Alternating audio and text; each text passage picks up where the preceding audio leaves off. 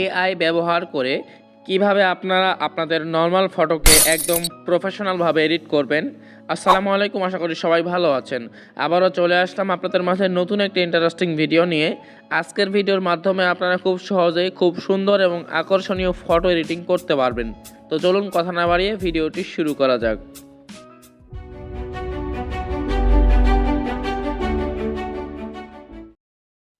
তো সেই জন্য সর্বপ্রথম চলে আসলাম আমি আমার ফোনের স্ক্রিনে।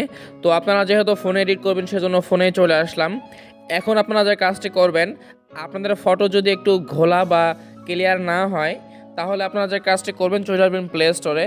আমরা প্রথমে ছবিটাকে আমরা এইচডি রেজলিউশনে করে নেব, সেজন্য এখানে সার্চ করব রেমিনি লিখে। তো আমি লিখলাম রেমিনি, তাহলে কিন্তু আপনার সামনে এই অ্যাপসটি চলে আসবে। সিম্পলি আপনারা এখান থেকে অ্যাপসটি ইনস্টল করে নেবেন। তো আমি অলরেডি ইনস্টল করে রাখছি, অথবা আপনার ছবি যদি আগে থেকেই এইচডি থাকে তাহলে কিন্তু দরকার নাই এই অ্যাপসের। তো সিম্পলি আমি এখান থেকে বের হয়ে চলে আসলাম।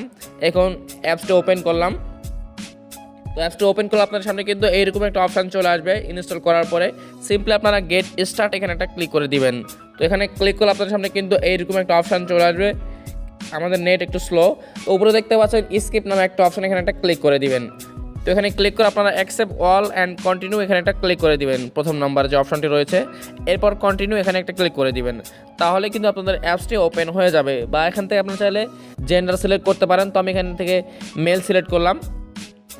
এরপর কয়েক সেকেন্ড অপেক্ষা করি। দেখতে পাচ্ছেন আমাদের অ্যাপসটা কিন্তু ওপেন হচ্ছে।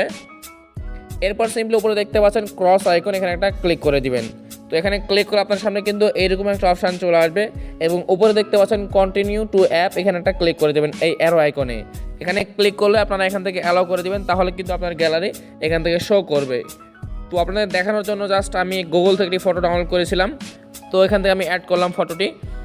এরপর সিম্পলি এখানে ইনহ্যান্স এখানে ক্লিক করলে কিন্তু আপনাদের একটি অ্যাড দেখতে হবে। তো আপনারা চাইলে কিন্তু প্রিমিয়াম ভার্সন ব্যবহার করতে পারেন, ক্রোম ব্রাউজার থেকে ডাউনলোড করে নেবেন বা বিভিন্ন ধরনের টেলিগ্রাম গ্রুপে পেয়ে যাবেন। তো সিম্পলি আমি ইনহ্যান্স এখানে একটা ক্লিক করে দিলাম। তো এখানে ক্লিক করলে একটি অ্যাড শো করবে, বা আপনারা কিন্তু অ্যাড মাঝে মধ্যে অ্যাড নাও শো করতে পারে। তো সিম্পলি আমি ক্রস আইকনে ক্লিক করে দিলাম। তো দেখতে পাচ্ছি আমাদের রেজলিউশন কতটা সুন্দর হয়েছে। আগে কিন্তু এরকম ছিল এবং বর্তমানে কতটা প্রিমিয়ামভাবে চলে আসছে। এখানে দেখতে পাচ্ছেন কিন্তু ছবিটা অনেক সুন্দর হয়ে গেছে। তো এখান থেকে সেভ করার জন্য জাস্ট আপনারা উপরে এখানে ক্লিক করে দিবেন। তো এখানে ক্লিক করলে দেখতে পাচ্ছেন সেভ ওয়াচ অ্যান্ড অ্যাড, এখানে ক্লিক করলে কিন্তু একটি অ্যাড শো করবে। সম্পূর্ণ অ্যাডটি দেখা হয়ে গেলে আপনাদের ফটো কিন্তু আপনাদের গ্যালারিতে সেভ হয়ে যাবে। তো আমি এখানে ক্লিক করে দিলাম।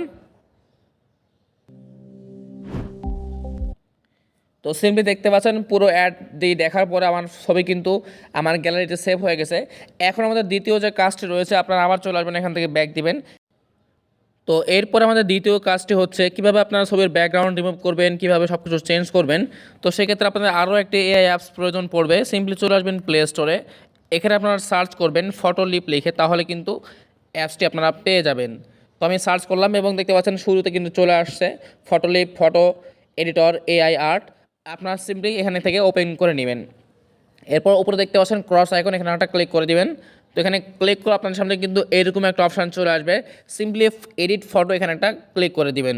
তো এখানে ক্লিক করলে আপনাদের গ্যালারি শো করবে। সিম্পলি আপনারা একটু আগে যে ফটোটি এডিট করলেন রেমিনি থেকে, এখানে অ্যাড করে নেবেন। তো আমি ক্লিক করলাম এবং আমার সামনে কিন্তু চলে আসলো। এখন আপনাদের আমি ব্যাকগ্রাউন্ড চেঞ্জ করে দেখাবো। যদিও আমার এই ব্যাকগ্রাউন্ডটি আগে থেকেই সুন্দর লাগতেছে, তো আপনাদের দেখানোর জন্য জাস্ট আমি এখানে স্ক্রল করলাম। এরপর দেখতে পাচ্ছেন এখানে কিন্তু এআই ব্যাকগ্রাউন্ডস নামে একটা অপশান, এখানে একটা ক্লিক করে দিলাম।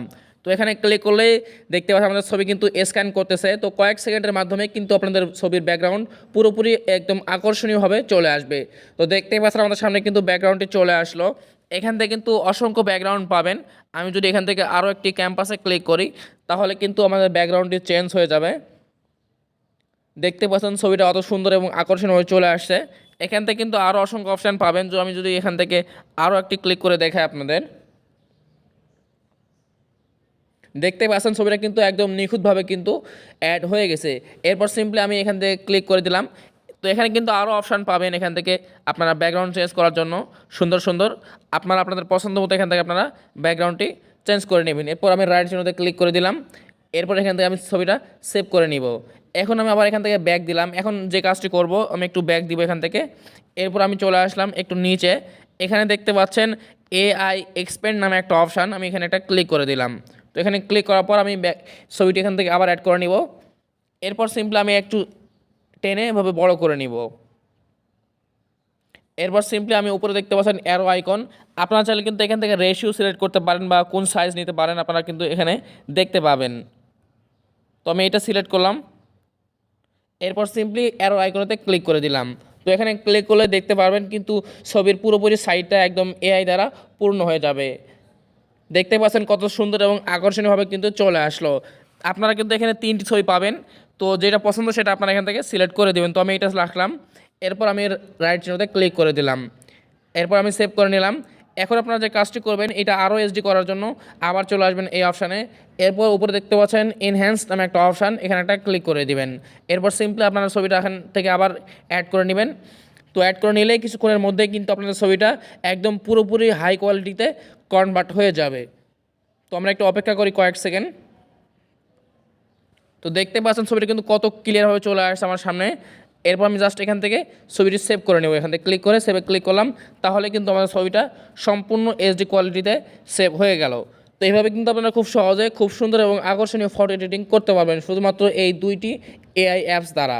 তো এই ছিল আজকের ভিডিও। যদি ভালো লাগে অবশ্যই চ্যানেলটি সাবস্ক্রাইব করবেন এবং সাবস্ক্রাইব করে থাকলে থ্যাংক ইউ সো মাচ।